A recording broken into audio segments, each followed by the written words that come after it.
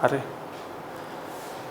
Hello everyone, my name is Junaid and I welcome you all to the online portal of Chanakya Defence College Dehradun. So students, जैसे कि आपको पता है हम यहाँ पे चाणक्य डिफेंस कॉलेज देहरादून में मल्टीपल डिफेंस एग्जाम के कंटेक्स्ट में बच्चों को प्रिपेयर करवाते हैं। लेकिन आज तक हम लोग ऑफलाइन मीडियम के थ्रू ही बच्चों को प्रिपेयर करवाते आ रहे थे, जिसके अंदर हम लोग एक पर्टिकुलर एरिया के बच्चों को ही हम लोग प्रिपेयर करवाते आ रहे थे। लेकिन अब हमारी रीच को बढ़ाने के लिए और बेस्ट कंटेंट आप तक लेके आने के लिए अब हम लोग ऑनलाइन मीडियम का सहारा लेंगे, जिसके अंदर हम लोग अलग अलग जो सब्जेक्ट्स हैं, जो अलग अलग डिफेंस एग्जाम्स के अंदर पूछे जाते हैं, उसमें बेस्ट कंटेंट आपको प्रोवाइड करवाएंगे। ओके, सो सबसे पहले तो मैं आपको अपना इंट्रोडक्शन देता हूं। मेरा नाम जुनैद है और मैं जीएस का एक फैकल्टी हूं। जीएस के अंदर जैसे कि आपको पता है स्टूडेंट्स, जीएस के अंदर टोटल 8 से 9 सब्जेक्ट्स आते हैं। वो कौन कौन से सब्जेक्ट्स हैं? जैसे आपका फिजिक्स हो गया, केमिस्ट्री हो गया, ज्योग्राफी हो गया, बायोलॉजी हो गया, history, polity, economics, static, GK, current affairs. तो बेसिकली टोटल 8 से 9 सब्जेक्ट्स हैं जो आपके टोटल जनरल अवेयरनेस का पार्ट होते हैं। अब अगर हम लोग एनडीए के एग्जाम के कंटेक्स्ट में बात करें तो नेशनल डिफेंस एकेडमी का जो एग्जाम होता है उसमें ये एक गैट नाम का पेपर होता है, जिसका फुल फॉर्म होता है जनरल एबिलिटी टेस्ट। ओके, अब ये जो गैट का पेपर होता है ये और कुछ नहीं, ये आपका 8 से 9 सब्जेक्ट का कॉम्बिनेशन ही माना जाता है। ओके, इसके अंदर आपको कई सारे सब्जेक्ट्स आपको अलग अलग प्रोपोर्शन के अंदर आपसे क्वेश्चन पूछे जाते हैं और एनडीए के कंटेक्स्ट में ये काफी इंपॉर्टेंट रोल प्ले करता है। ओके, अब अगर हम लोग गैट की बात करें तो गैट का टोटल जो वेटेज होता है वो काफ़ी अच्छा होता है, तकरीबन 600 मार्क्स का आपका ये पेपर होता है। अब इसके अंदर मैं आपको बेसिकली 2 सब्जेक्ट्स के साथ आपको इंट्रोड्यूस करवाऊंगा, जिसके अंदर हम लोग बेसिक लेवल से लेके एडवांस लेवल तक हम लोग चीज़ों को समझेंगे। और वो जो 2 सब्जेक्ट है वो काफ़ी आसान सब्जेक्ट है जो हमने 10th तक पढ़े हैं, लेकिन उसके बाद में क्योंकि हम लोग हमारी स्ट्रीम्स को बदल लेते हैं तो हमारा टच उन सब्जेक्ट से हट जाता है। ओके, तो वो जो 2 सब्जेक्ट्स हैं जिनके कंटेक्स्ट में हम आपस में इंटरेक्ट करेंगे, वो 2 सब्जेक्ट्स हैं, वो है आपके ज्योग्राफी और बायोलॉजी। अगर ज्योग्राफी और बायोलॉजी की बात की जाए तो ज्योग्राफी में अप्रॉक्सीमेटली एनडीए में तकरीबन 15 से 20 क्वेश्चन आते हैं, और उसी के कंटेक्स्ट में अगर हम लोग बायोलॉजी की बात करें तो यहाँ पे तकरीबन 10 क्वेश्चन आते हैं। ओके, तो अगर हम लोग टोटल इनको ऐड करें तो आपके अप्रॉक्सीमेटली 25 क्वेश्चन सिर्फ इन्हीं 2 सब्जेक्ट से आते हैं। और ये दोनों ही सब्जेक्ट ऐसे सब्जेक्ट्स हैं जो हमने 9, 10th, 8, 9, 10th में हमने पढ़े हैं, लेकिन हम लोग 10th के बाद नॉर्मली इन सब्जेक्ट्स को नहीं पढ़ते बिकॉज हमारी स्ट्रीम्स बदल जाती है। और यहाँ से जो एग्जामिनर क्वेश्चन पूछता है वो काफ़ी बेस लेवल के क्वेश्चन होते हैं। 8 से पूछता है, 9 से पूछता है, 10th से पूछता है, जो हम लोग डे टू डे लाइफ में जो एक्सपीरियंस करते हैं उसके कंटेक्स्ट में एग्जामिनर यहाँ से क्वेश्चन पूछता है। तो हम इन दोनों सब्जेक्ट्स को काफ़ी डिटेल में डिस्कस करेंगे, जहाँ पे हम लोग इन सब्जेक्ट्स के बेसिक से लेके एडवांस लेवल तक हर चीज़ को डिस्कस करेंगे। और हम ये पूरी कोशिश करेंगे कि जो भी आपको एग्ज़ाम में क्वेश्चन देखने के लिए मिले, इन दोनों पेपर के कंटेक्स्ट से, इन दोनों सब्जेक्ट के कंटेक्स्ट से वो आप आसानी से अटेम्प्ट कर पाएँ।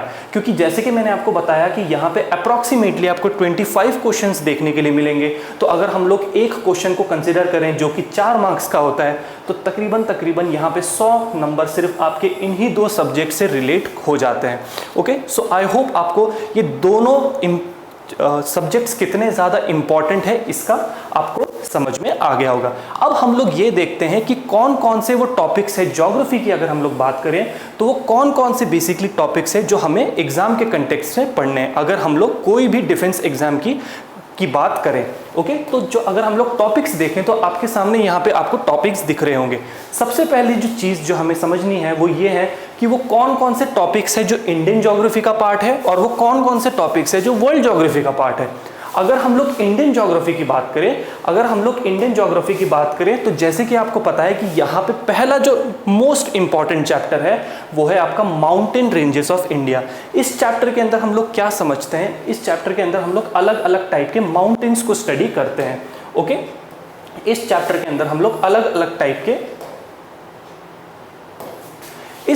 अंदर हम लोग देखते हैं कि कितने टाइप के माउंटेन्स होते हैं, कितने टाइप के माउंटेन रेंजेस होते हैं और वहाँ से किस किस टाइप के क्वेश्चन एग्जामिनर पूछता है। अगर हम लोग इंडियन ज्योग्राफी की बात करें तो सबसे ज़्यादा क्वेश्चन आपके mountain ranges of India, river systems of India और आपके क्लाइमेट ऑफ इंडिया से पूछे जाते हैं। इंडियन ज्योग्राफी में तकरीबन 9 से 10 चैप्टर है, लेकिन जो सबसे हाई वेटेज जिनका होता है, जहाँ पे सबसे ज़्यादा क्वेश्चन पूछे जाते हैं, वो है आपका mountain ranges of India, river systems of India और आपका क्लाइमेट ऑफ इंडिया। इसके अलावा जो प्लेन्स ऑफ इंडिया है हम लोग पढ़ेंगे, प्लेट्यूज के बारे में, फिर हम लोग देखेंगे आइलैंड, फॉरेस्ट एंड डेजर्ट्स के बारे में। उसके अलावा हम लोग अलग अलग सॉइल्स के टाइप्स के बारे में देखेंगे। फिर हम लोग देखेंगे कि किस किस टाइप की मिनरल रिसोर्सेज इंडिया में पाए जाते हैं, और फिर हम देखेंगे ट्रांसपोर्टेशन और एग्रीकल्चर के कंटेक्स्ट में। तो टोटल मिला के 8 से 10 चैप्टर जो है ये आपके इंडियन ज्योग्राफी का पार्ट होते हैं, लेकिन इसमें सबसे ज़्यादा जो वेटेज होता है वो इन 3 चैप्टर्स का होता है, जैसे कि मैंने आपको बताया। लेकिन हम लोग हर एक चैप्टर को बेसिक लेवल से लेके एडवांस लेवल तक लेकर चलेंगे, और उसके बाद में हम लोग हर चैप्टर के लास्ट में कुछ इंपॉर्टेंट क्वेश्चंस देखेंगे जो अलग अलग कॉम्पिटिटिव एग्जाम में पहले पूछे जा चुके हैं। हर एक चीज़ को हम लोग बहुत ही डिटेल में एनालाइज करेंगे, ताकि कोई भी क्वेश्चन अगर आपके सामने आता है इंडियन ज्योग्राफी के कंटेक्स्ट में तो आप उसको आसानी से सॉल्व कर पाएं।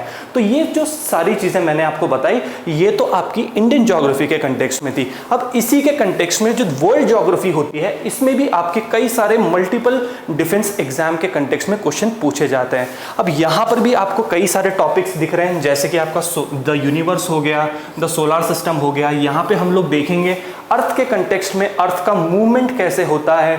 उसी के कंटेक्स्ट में हम देखेंगे कि अर्थ के लैटिट्यूड्स क्या होते हैं, लॉन्जिट्यूड्स क्या होते हैं, इंटरनेशनल डेट लाइन क्या होती है। हर चीज़ को हम लोग डिटेल में एनालाइज करेंगे।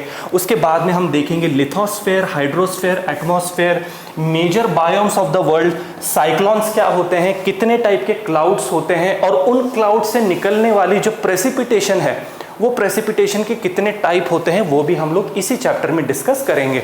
और अंत में हम लोग देखेंगे कि वर्ल्ड में कितने टाइप के लैंडफॉर्म्स हैं जो आपको अलग अलग टेरेन्स के अंदर देखने के लिए मिलेंगे। ओके, तो जैसे कि मैंने आपको बताया, यहाँ पर अलग अलग टॉपिक्स है वर्ल्ड ज्योग्राफी में, लेकिन जैसे कि मैंने आपको इंडियन ज्योग्राफी के कंटेक्स्ट में बताया कि mountain ranges of India, river systems of India और क्लाइमेट ऑफ इंडिया काफ़ी ज़्यादा इंपॉर्टेंट टॉपिक है और काफ़ी ज़्यादा मार्क्स आपके फेच करते हैं इंडियन ज्योग्राफी के कंटेक्स्ट में। तो उसी तरीके से वर्ल्ड ज्योग्राफी में ये जो 3 चैप्टर है, लिथोस्फेयर, हाइड्रोस्फेयर और एटमॉस्फेयर, ये 3 टॉपिक जो है वो सबसे ज़्यादा इंपॉर्टेंट है। और ना कि सिर्फ एनडीए, सीडीएस, एफकैट, बल्कि कोई भी कॉम्पिटिटिव एग्जाम जो सेंट्रल लेवल पे कंडक्ट किया जाता है, वहाँ पे आपको इन 3 चैप्टर से सबसे ज़्यादा क्वेश्चन देखने के लिए मिलेंगे, जिसके अंदर हम लोग लिथोस्फेयर के कंटेक्स्ट में पूरा लैंड के बारे में पढ़ते हैं। लैंड के कंटेक्स्ट में हम ये समझते हैं कि लैंड का परसेंट कितना है, कितने टाइप के लैंड फॉर्म्स यहाँ पर होते हैं।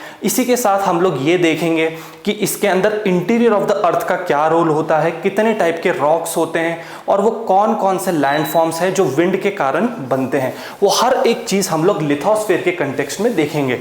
उसी के साथ में हम लोग वाटर के कंटेक्स्ट में हाइड्रोस्फेयर के अंदर देखेंगे, और इसी के साथ में विंड्स के कारण जो जो चीज़ें हमारे अर्थ में और अर्थ के आसपास देखने के लिए हमें मिलती है, वो हर एक चीज़ हम एटमॉस्फेयर में देखेंगे, जिसके अंदर हम लोग अलग अलग टाइप की विंड करंट्स को देखेंगे। और विंड करंट्स की जहाँ पे बात आ रही है, तो वाटर करंट्स से भी ज़्यादा, बहुत ज़्यादा इंपॉर्टेंट एक टॉपिक है, और वहाँ से क्वेश्चन बनते हैं। और वो वाटर करंट्स वाला टॉपिक हम लोग हाइड्रोस्फेयर के अंदर देखेंगे। तो जैसे कि मैंने आपको बताया, लिथोस्फेयर, हाइड्रोस्फेयर और एटमॉस्फेयर, ये 3 सबसे ज़्यादा इंपॉर्टेंट टॉपिक है जो वर्ल्ड ज्योग्राफी में आते हैं। लेकिन उसके अलावा हम लोग हर एक टॉपिक को, जैसे कि आप बोर्ड में देख पा रहे हैं, हर एक टॉपिक को हम लोग डिटेल में डिस्कस करेंगे। सो स्टूडेंट्स, ये था आपका ज्योग्राफी का सिलेबस। आई होप आपको समझ में आया होगा जो मैंने आपको बताया। हम लोग डिटेल में हर एक चैप्टर को आसानी से एनालाइज करेंगे, बेसिक लेवल से स्टार्ट करेंगे। नो मैटर व्हाट, आप किसी भी फील्ड से हो, चाहे आप कॉमर्स के हो, चाहे आप साइंस के हो, चाहे वो आर्ट्स के हो, उससे कोई फ़र्क नहीं पड़ता। हम लोग एकदम बेस लेवल से स्टार्ट करेंगे और हम लोग एडवांस लेवल तक जाएंगे, जहाँ पे हम लोग हर एक चीज़ को बहुत ही बारीकी से देखेंगे और हम लोग एनालाइज करेंगे कि कैसे एग्जामिनर वहाँ से क्वेश्चन पूछता है। तो आई होप आपको आज का सेशन समझ में आया होगा। सो मैं आपको अगले सेशन में मिलता हूँ। Till then, goodbye and take care.